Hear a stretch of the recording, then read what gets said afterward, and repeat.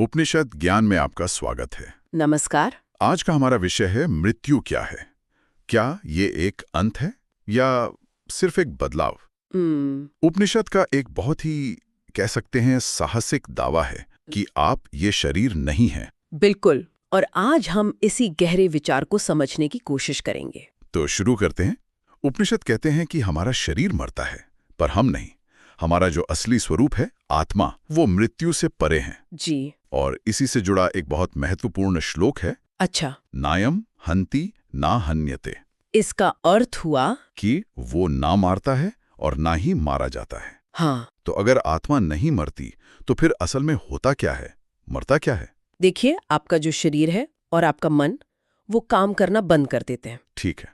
पर यात्रा वहां खत्म नहीं होती। लेकिन जीव, मतलब हमारा वो हिस्सा जो विचार, इच्छाएं और कर्म लेकर चलता है, वो आगे बढ़ जाता है। बिल्कुल। उपनिषद में एक उपमा दी गई है इसके लिए। बताइए। यथाकाश स्थितो नित्यम वायुः सर्वत्र गो महान।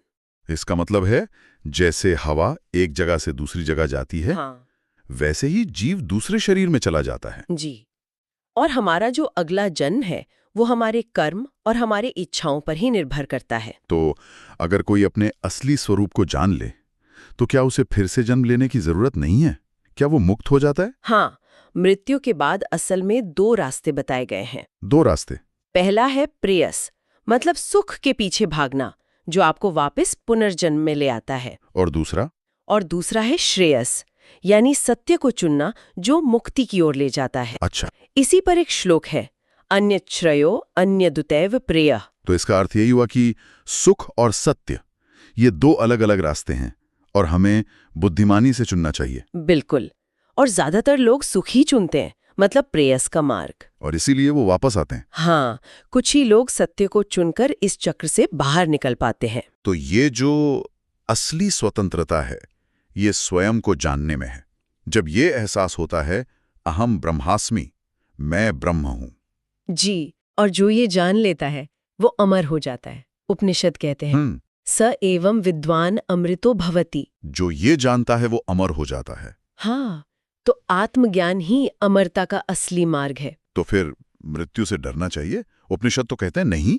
नहीं, बिल्कुल नहीं। मृत्यु समस्या नहीं है, ये भूल जाना समस्या है कि आप कौन हैं। सही कहा। जब आप जानते हैं कि आप आत्मा हैं, तो मृत्यु वो अपनी शक्ति खो देती है। अच्छा, तो ये जो जन्म और मृत्यु हैं, क्या ये माया हैं? मतलब वो सच लगते हैं पर परम सत्य नहीं है। बिल्कुल।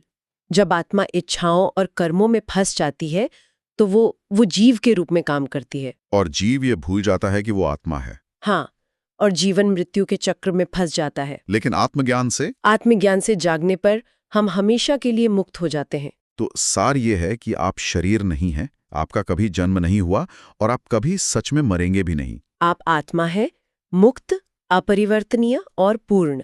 और इसी के लिए एक और श्लोक है, जी। न इमात्मा शरीरेण लिप्यते। जिसका मतलब है आत्मा शरीर से कभी प्रभावित नहीं होता। बिल्कुल। तो आज की चर्चा का सार यही है कि हमारा असली स्वरूप आत्मा, वो जन्म और मृत्यु के चक्र से परे है। शरीर नष्ट होता है लेकिन आत्मा नहीं। हाँ, और हमारी इच्छाएं और कर्म हमें पुनर्जन्म में बांधते हैं, जबकि आत्मज्ञान वो हमें मुक्त करता है। मृत्यु का भय तो सिर्फ अज्ञान से ही आता है। हमारा अगला विषय भी इसी से जुड़ा हुआ है। क्या जीवन वास्तविक है या सिर्फ एक सपना? अगली बार हम माया के बारे में और गहराई से बात करेंगे और ये स्पष्ट करेंगे कि क्या ये दुनिया सच में एक भ्रम है। इस यात्रा को जारी रखने के लिए इस पॉडकास्ट को फॉलो करें और हमें इंस्टाग्राम पर @उपनिषद ज्ञान पर भी फॉलो करें, जहां इन्हीं विषयों को विजुअल कैरोसेल पोस्ट के माध्यम से समझाया जाता है।